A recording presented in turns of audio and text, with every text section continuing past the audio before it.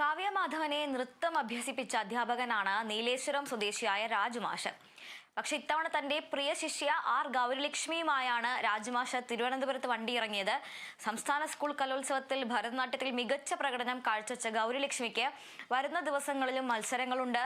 നൃത്തവിശേഷങ്ങളുമായി രാജുമാഷും ഗൗരിലക്ഷ്മിയും Kerala vision ന്യൂസിനൊപ്പം ചേരുകയാണ്. Kerala vision ന്യൂസിന്റെ സ്റ്റുഡിയോയിൽ ഇപ്പോഴെത്തിയ അതിഥിക്ക് ഒരു പ്രത്യേകതയുണ്ട്. അത് മറ്റാരുമല്ല, നമ്മുടെ എല്ലാം മലയാളികളുടെ പ്രിയങ്കരിയായിരുന്ന നടി കാവ്യ മാധവന്റെ നൃത്തഗുരുവായിട്ടുള്ള രാജുമാഷാണ്. രാജുമാഷ് ഇത്തവണ തിരുവനന്തപുരത്തേക്ക് എത്തിയത് മറ്റൊരു ശിഷ്യയുമായാണ്. മാത്രമല്ല, രാജുമാഷയുടെ വിശേഷങ്ങളുണ്ട്, ഒക്കെയുണ്ട്. കാവ്യ മാധവനെ കുറിച്ചുള്ള നൃത്താനുഭവങ്ങളുണ്ട്, ഒപ്പം ഇപ്പോഴത്തെ ശിഷ്യയുടെ നൃത്തവിശേഷങ്ങളുമുണ്ട്. ആദ്യം രാജുമാഷിലേക്കാണ്. പക്ഷേ കാവ്യ മാധവൻ മാഷ് അന്ന് പഠിപ്പിച്ചു രാജാസ് സ്കൂളിലായിരുന്നോ? സ്കൂൾ കാലത്താണ് ഞാൻ പഠിപ്പിച്ചത്. അതായത് സ്കൂളിൽ പഠിക്കുമ്പോൾ 8, 9, 10 കാലത്ത് ഞാൻ പഠിപ്പിച്ചു. 10ാം ക്ലാസ്സിൽ നിന്ന് അവൾ മത്സരിക്കാൻ പോയില്ല, റെഡിയായിട്ട് പിന്നെ അത് ക്യാൻസൽ ചെയ്തതാണ്. പിന്നെ ആ 3 വർഷം ഞാൻ പഠിപ്പിച്ചു. പിന്നെ അവൾ എറണാകുളത്തോട്ട് വന്നു, പിന്നെ സിനിമയായി. അതെങ്ങനെയായി കണക്ഷൻ ഉണ്ട്, ഇപ്പോഴും കണക്ഷൻ ഉണ്ട്. അവളെ ഇപ്പോഴും നല്ലൊരു ഗുരുശിഷ്യ ബന്ധം തന്നെയാണ്. അതെ ശരി. ഈ കാവ്യമാധവൻ ഇപ്പം അടുത്തെങ്ങാൻ വീണ്ടും നൃത്തരംഗത്തേക്ക് സജീവമായി വരിക, അങ്ങനെ ഒന്നുണ്ടായി? അവളെ വേറെ ഇവിടെ വന്ന് പിന്നെ വേറെ ആനന്ദ് മാഷ് എടുക്കുന്ന പഠിക്കുന്നത്. ഇവിടെ വന്നതിന് ശേഷം അങ്ങനെയാണ് പഠിക്കുന്നത്. അന്നത്തെ ആ കുട്ടിയായിരുന്ന അന്നേ നടിയായിരുന്നു, കാരണം ബാലതാരമായിട്ട് വന്ന ഒരാളാണ് കാവ്യ മാധവൻ. കാവ്യയുടെ അന്നത്തെ ആ ഒരു നൃത്ത പഠനത്തിന് വരുന്ന ഒരു സാഹചര്യം എനിക്കൊന്ന് മാധവേട്ടൻ്റെയും ശ്യാമള ചേച്ചി അവരൊക്കെ കൂടിയാണ് വരുന്നത് അല്ലേ? എൻ്റെ ഒരു ബന്ധു കൂടിയാണ് അവൾ. അതായത് ഫാമിലിയിൽ അങ്ങനെ നമ്മളെ അങ്ങനെ മാഷെന്ന് വിളിക്കുമല്ലോ, ശ്യാമളെ രാജു എന്നാണ് വിളിക്കുവാൻ അവർ. മാധവേട്ടനെ നമ്മളെ അടുത്ത ഒരു ബന്ധുവാണ്.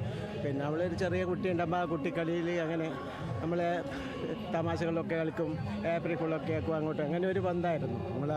പിന്നെ ഒരു ചെറിയൊരു മടിയുള്ള രൂപത്തിലാണ് വരുന്നത്. എനിക്ക് അത്ര കുറച്ചേ കിട്ടിയുള്ളൂ, ഒരു 2-3 കൊല്ലം കിട്ടി. അപ്പോഴേക്കും അവൾ സിനിമയിലോട്ട് പിന്നെ അതങ്ങോട്ട് നിർത്തി. പിന്നെ എറണാകുളത്തേക്ക് സെറ്റായി. ഇത്തവണയും മാഷ് വന്നത് മാഷുടെ ശിഷ്യ ഹരി എന്ന് പറഞ്ഞൊരു സംസ്ഥാന കലാപ്രതിഭയായ ശ്രീഹരി. അവൻ നീലേശ്വരം തന്നെയാണ്. അവർ രണ്ടാളും ഏകദേശം ഒരേ സമയമാണ്. ഹൈസ്കൂളിലുണ്ടാവും ശ്രീഹരി ഉണ്ടാകുമ്പോൾ. ശ്രീഹരിയുടെ ഒരു സംസ്ഥാനത്ത് കലാപ്രതിഭയായിരുന്നു. അത് 1996 ആണെന്ന് തോന്നുന്നു. അതിനുശേഷം പിന്നെ ഒരു സംസ്ഥാനത്തിൽ ഭരതനാട്യത്തിന് സമ്മാനം വന്ന ഒരു മനൂപ് ജയസുണ്ട്, നീലേശ്വരം തന്നെ. എല്ലാവരും നീലേശ്വരം തന്നെയാണ്. മോളും നീലേശ്വരം തന്നെയാണ്.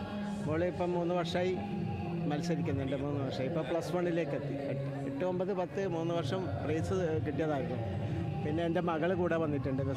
അവൾ സംസ്ഥാനത്തിൽ 2 വർഷം ഹയർ സെക്കൻഡറി പഠിക്കുമ്പോൾ ഭരതനാട്യത്തിൽ 1ാം സ്ഥാനം വന്നിട്ടുണ്ട്. അതായത് പിന്നെ ഈ തിരുവനന്തപുരം വെച്ച് നടക്കും 2016 തിരുവനന്തപുരത്തുണ്ടാകുമ്പോൾ മോളായിരുന്നു ഹയർ സെക്കൻഡറിയിൽ ഭരതനാട്യത്തിൽ ഫസ്റ്റ്. അതിനുശേഷം 2017 കണ്ണൂരിൽ വെച്ച് നടക്കുമ്പോൾ അവിടെയും മകൾ തന്നെയാണ്, ശ്രീലക്ഷ്മി എന്ന് പറഞ്ഞു. അതിനുശേഷം പിന്നെ സംസ്ഥാനത്ത് പിന്നെ ഇപ്പോഴേ അത് ഗ്രേഡാക്കി കുറച്ചാൽ നമ്മളെ കുട്ടികൾക്കെല്ലാം A ഗ്രേഡ് കിട്ടാറുണ്ട് എല്ലാ വർഷവും. അതായത് ഞാൻ 40 വർഷമായി ഡാൻസ് ഫീൽഡിൽ. ആ 40 വർഷത്തിലും എനിക്ക് കുട്ടികളെ സംസ്ഥാനത്ത് വരേണ്ട ഒരു ഭാഗ്യം കിട്ടും, ഗ്രേഡും കിട്ടാറുണ്ട്. A grade. മോളെ എന്താണ് പേരെന്താണ്? ഗൗരിലക്ഷ്മി. നീലേശ്വരംകാരിയാണ് അല്ലേ? അതെ. എത്ര വർഷമായി നൃത്ത പഠനം നടത്തും? ഞാൻ 12-13 വർഷമായി.